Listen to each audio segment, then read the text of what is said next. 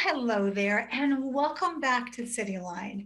We are zooming from my kitchen into your home, and yep, we have a great hour ahead of us. Later on, we'll be talking with Green Trike. They are here to talk about their Power of Play Symposium that's coming up that will give you some really wonderful ideas of how to engage your child and re-engage your child now that we're coming out of this pandemic. Girls Hearts on Fire. Cicely will be here to talk about their summer programming and what they are doing to keep girls from the age of 5th grade up to 12th grade engaged. A Washington College Savings Plan will be here. Luke will be here to talk about ways that you can start saving for your child's college or trade school experience, and you'll be surprised. It truly is as easy as a latte factor. Our Humane Society Pet of the Week will be here, and with me now, speaking of amazing women, if food be the music of love, these women play on. I'm talking about the Emergency Food Network. Please join me in welcoming Sam Cook. You are the volunteer and activities manager for our beloved EFN network. Welcome back, Sam. Thank you. Good to be here. You brought with you a couple friends here. Claire Asian, you are the development manager for Emergency Food Network. Claire, it's good to see you again. It's so good to see you again. Thank you for having us back. Of course. And this woman, who I only get to see maybe once every couple of years because of the pandemic, but I do want to say when I get to see her, it is a treat. My favorite letter carrier, Tiana Young, you are the food drive coordinator for the NALC branch 130. Welcome back to Cityline, my dear. Now we're excited. It's great to have all three of you here. So Claire, let's get to it. Tell me about how, wow, inflation and gas prices are affecting EFN and food security in Pierce County. I mean, it's getting to the point now, it's like, do I buy groceries or do I fill up my car and get to work? Amanda, I don't think any of us are not aware of inflation right now and how expensive it is to fill up your car, to be able to go to work or go to an appointment.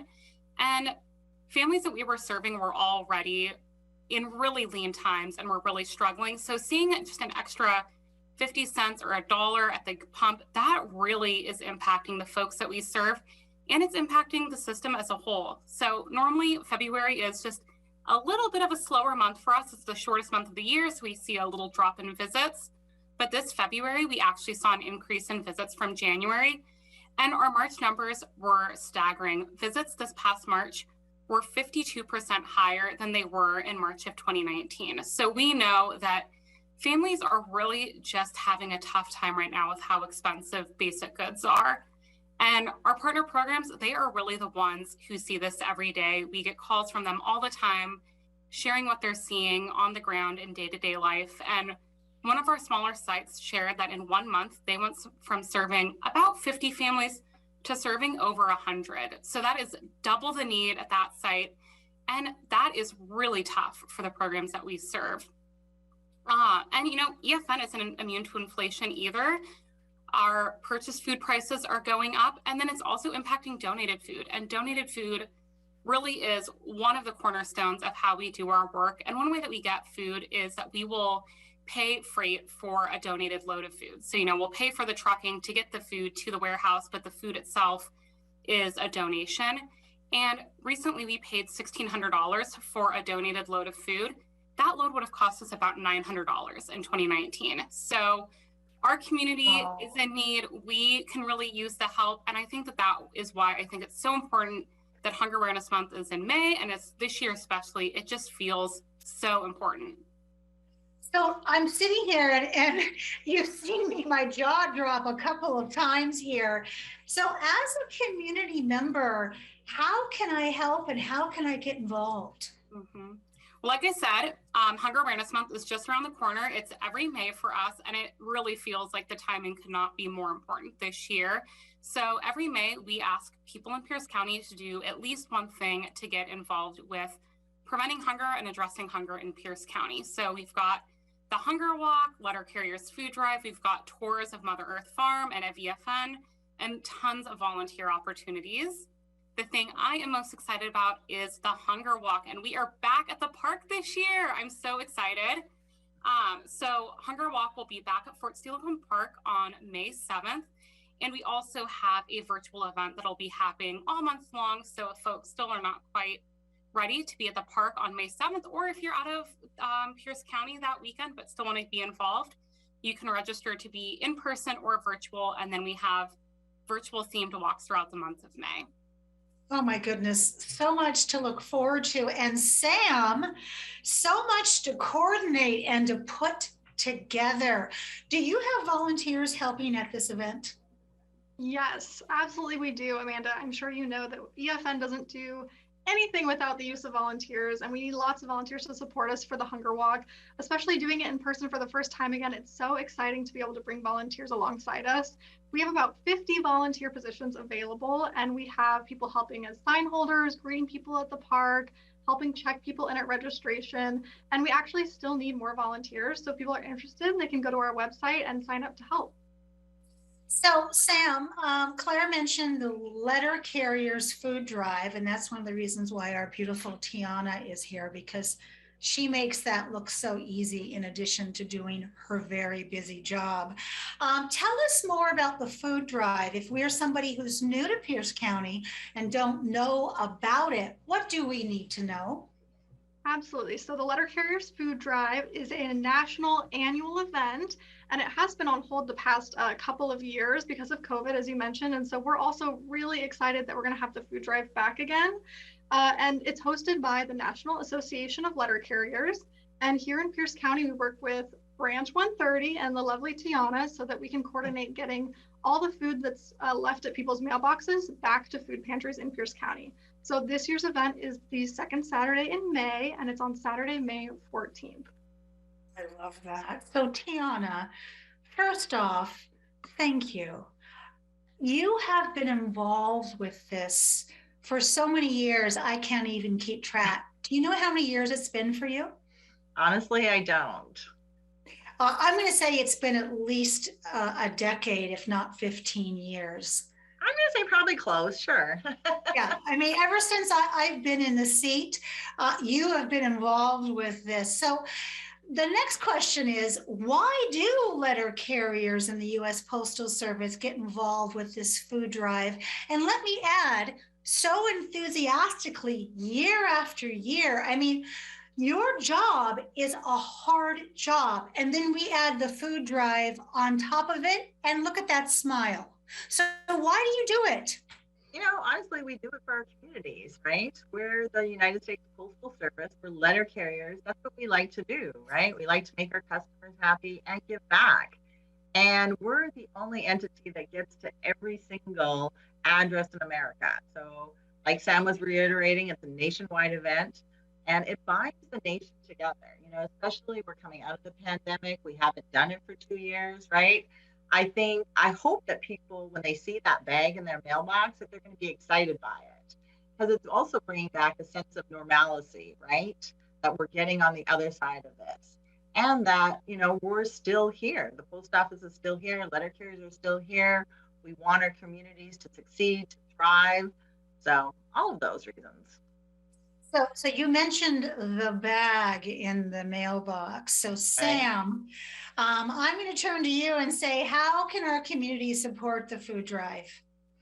Yeah, the number one thing to do is to donate, really. So just remembering to leave that bag of food at your mailbox on Saturday, May 14th, and your letter carrier will come and pick it up and bring it back to the post office, where we'll take it from there. Something to think about is just check those expiration dates before you donate. Definitely look, and don't donate anything that you wouldn't eat yourself. That's a really important thing to remember. I'm hoping that some of you guys have your quarantine food, though, that maybe you stocked up on, and now you're ready to let go of that and donate it. So this is a perfect time to clean out that pantry, but just make sure nothing is expired that you're donating. for most wanted foods, we're always in need of high protein items. So peanut butter, chicken, canned tuna, those are things that people really, really need at food pantries right now. And as we've talked about, are getting more expensive day by day. The other thing that you can do to support is volunteer.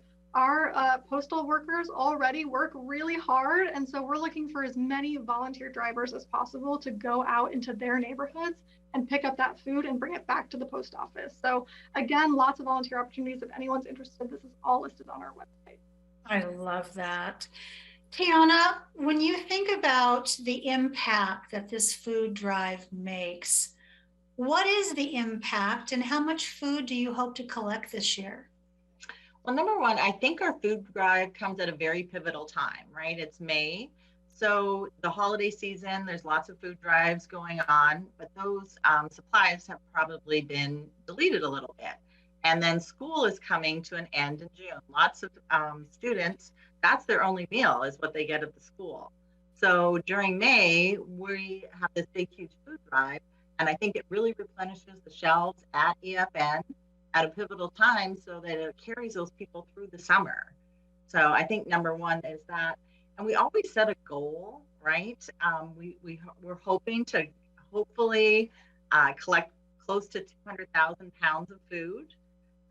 We would love to obviously surpass that, because we haven't been collecting food for 2 years. So I'm really hoping that the people are excited about this and that will give even more than what they've given in the past. Well said. We've got some stocking up to do, don't we? Right. We absolutely do. Sam, last question for you. EFN is such an amazing, positive place for people to volunteer, to be a part of. What are some of the other activities and events happening in the month of May that we can look for and get involved with? There are truly so many things to do during the month of May. So really, like Claire said, also, we're just challenging you to do just one thing for Hunger Awareness Month in May. So you can donate as a part of the Give Big Washington State Giving Day, and that's on May 3rd or 4th. You can also come to a tour that we're having at EFN's Mother Earth Farm in the Puyallup Valley. That's going to be on May 4th. We also are welcoming people to EFN's Distribution Center for a tour, and that's going to be on May 18th. We also are distributing plant starts every Thursday here at EFN throughout May. And those are just for you to grow your own food. We're really challenging people to also take that into their own hands and grow their own food and teach others how to garden. And so that's a really cool opportunity to be involved.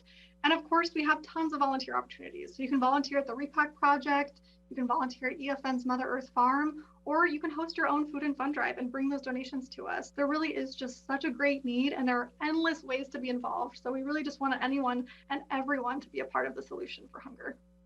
And with that, I'm going to say thank you to all three of you and those that you stand with for making this event happen. And I want to have you back on sooner than later so we can talk about how we keep those shelves stocked for the summertime. Deal? Sounds good.